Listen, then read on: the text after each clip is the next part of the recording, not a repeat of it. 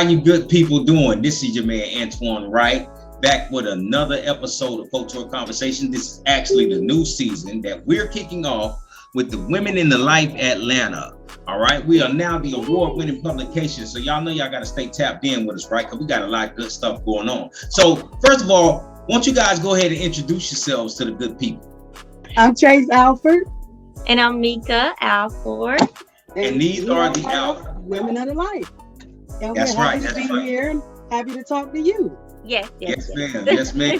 I'm glad to be here with y'all. We're working on this issue. I want to congratulate you guys for doing your thing on the new show, which is tasteful compared to other.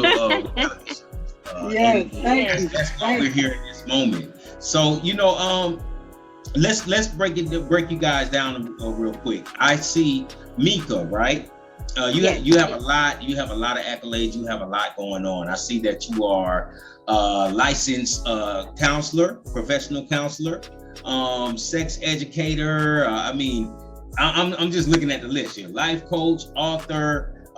Talk about some of these things that you've accomplished and how they apply to your life as you guys are, living in the life in Atlanta. Okay. Well, as a therapist, I do have a private practice where I specialize in trauma therapy, grief counseling, LGBTQI issues or concerns, relationship counseling, as well as intimacy counseling. I also do a little work when it comes to maternal mental health. And I've been doing this in this field since 2006. This is my intimate counseling services is one of my babies, I would say. So I enjoy it. I see up to about 20, 25 clients a week. In my private practice, I also have an office manager who schedules all of my clients, makes sure all of my claims are billed, and she takes care of all that for me and helps run it with me. And that's pretty much it when it comes to the counseling piece. As a sex educator, I do enjoy doing sex education differently than the norm. So I utilize acting, games, and dance to teach couples how to enhance their sex life and also teach women how to be more confident in expressing their sexual needs to their partners. So that's a little bit about me and what I do. All right. Chase, let's talk about you. Master Barber. We appreciate you guys. Love you guys. I'm losing it up here a little bit, but I still got to go see my barber to get me right. Talk to us about, you being the master barber. I know that it's been in your family for years. So give us a little bit of background on it. Well, actually, when I first came to Atlanta, I was a massage therapist. And I really love the industry, but I decided I wanted to mesh massage therapy with barbering.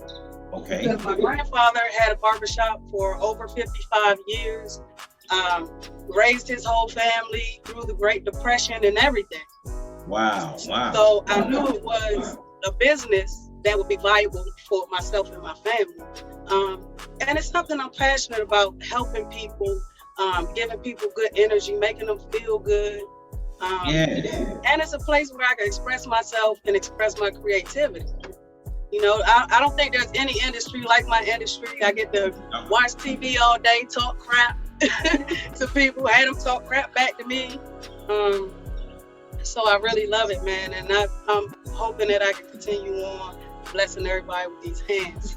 Yes.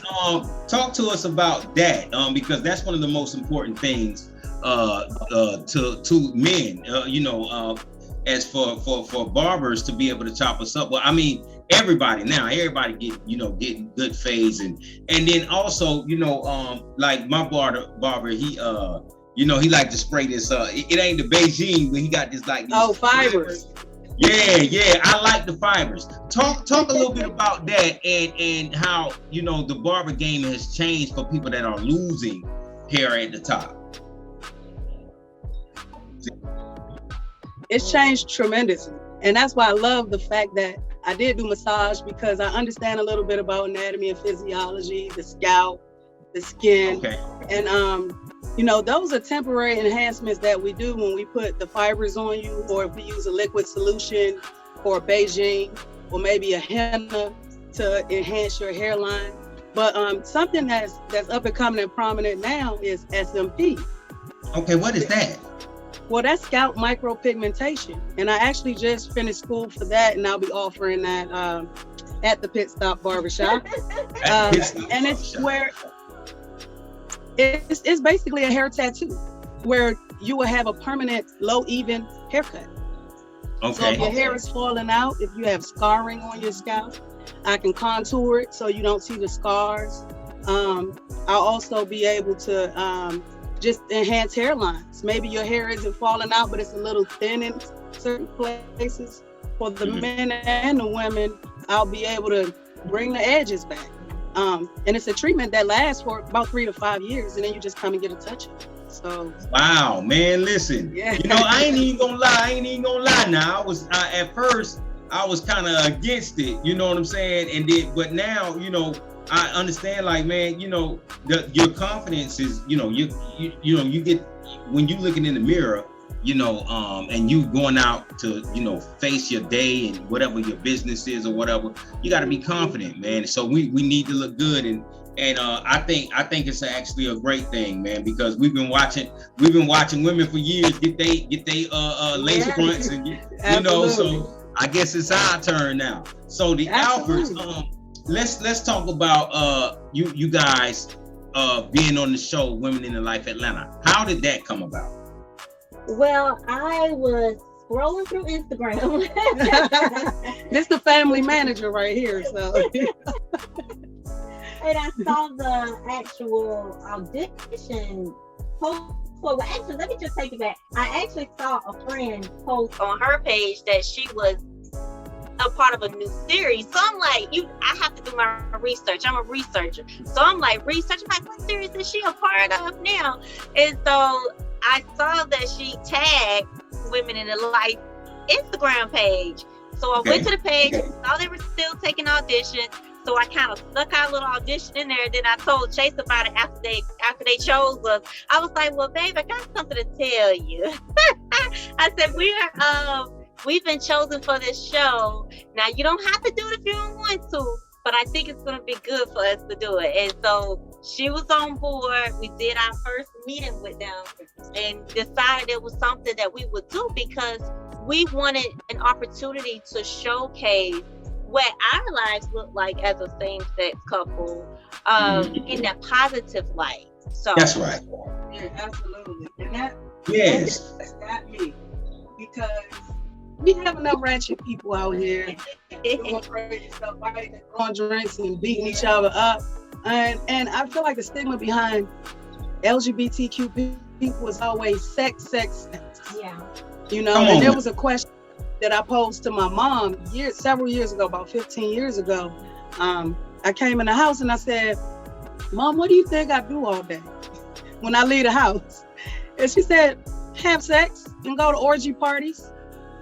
What? And I was like, what? What are you talking about? But it was her understanding through media. And I'm happy that my mom and I can have open dialogue like that. And I told her, well, what about me volunteering and being an environmentalist? What about me raising eagles and cutting hair and doing massage? You don't think I do any of this other stuff? Wow. I'm just out here having sex all day. So I'm happy that we have a platform now to show that we're raising families. We volunteer. Yeah. Yes. I'm taking care right now. Mika is a wonderful, wonderful, wonderful, beautiful person who spends all of her time giving back and giving to other people. And I think society needs to see that. Yes, you know what? I'm gonna tell you like this. Look, I ain't watched the reality show. I ain't watched one. I'm real big. I'm real big on Black excellence. My whole platform is based on Black excellence, right? So when I see us being exploited, like the lowest energy possible, the most negative things about Black Americans, that's what they exploit, and that's why, for me, owning the magazine, is taking control of our narrative. So what I don't do in my magazine is talk about drama. What I don't do is talk about beefs. What I don't do is, you won't go to my website or you won't look in my issues, I got one right here, and see anything about no rappers or if they beefing or, them World Star video where everybody be fighting. I totally stay away from that because they only do that to us. I'm tired of it, to be honest with you. I'm tired of seeing these, I stopped watching reality shows years ago because, they only focus on the negative. Everybody fighting and throwing, and listen, I don't live like that. So I don't need, I got a wife. She don't live like that. I don't need that to be representing all of us. You know what I'm saying? And that's what they do. So you got people overseas and, they think this is how Black Americans are. And we are not. So that's why I appreciate the show Women in the Life Atlanta, because it shows that and aside from your sexuality, it just shows Black folk, man, we don't live like that. We're professionals, we raising families. What that is y'all got going on, man, that's pretty much what y'all like to elevate. And we done with it. So when we get these platforms, and we gotta own them ourselves. And that's the only way we're gonna be able to tell our stories and let people see who we really are. So I'm glad you guys are on there, telling y'all stories, and y'all beautiful. You know what I mean? I'm just thankful to be a part of this, and for you guys to be able to tell your story, because I'm tired of that too. Because everything when it comes to LGBT, it's always about sex. I just seen them. Yes. They add some drag queens. They got drag queens teaching these children. And listen, it don't matter what sex you are. I don't need nobody with their balls swinging, man, around my child at nobody's school. You know what I'm saying? Let them children grow up. So when y'all got a show like this and you show what your life is really about, what it's really about, because the media just taking everything and turning it into trash. Watch how you guys elevate. So you guys are working on season 2? Yes. We are working on season 2. We just wrapped up a few scenes for season 2 last week. Yeah. So we're in the midst of that right now, and I can't wait for y'all to see it. Yeah. I ain't even gonna ask for no spoilers. Y'all gonna have to watch it. Y'all, the people out there, y'all go watch season 1. First of all, on Tubi, Women in the Life Atlanta, and I'm gonna have all of the information in this article for you guys, so you can click the link and go watch it. Go watch season 1. That way you can be caught up. You can already know who they are, be familiar with the characters, fall in love with them, fall in love with their families. They got a beautiful baby. You know what I mean? Y'all go watch them and check them out. And that way, when season 2 come around, you'll already be caught up to speed. You'll know what's going on. Listen, is there anybody you guys want to give a shout out to? Well, of course, I want to definitely shout out Donna and Barber, both of them, for bringing the show to the forefront, allowing us to take place in this show, and then maintaining their vision for the show. Because we do know that anything can happen when you present a show and people tell you what they want, but they maintain their vision, and that's important to us. Exactly. I would definitely say they are integral people, and they have integrity, and I'm so thankful for that as well. Yes. Listen, I appreciate you guys for taking the time out. We will be doing a release event for this issue, so I'll be meeting you guys soon. It's I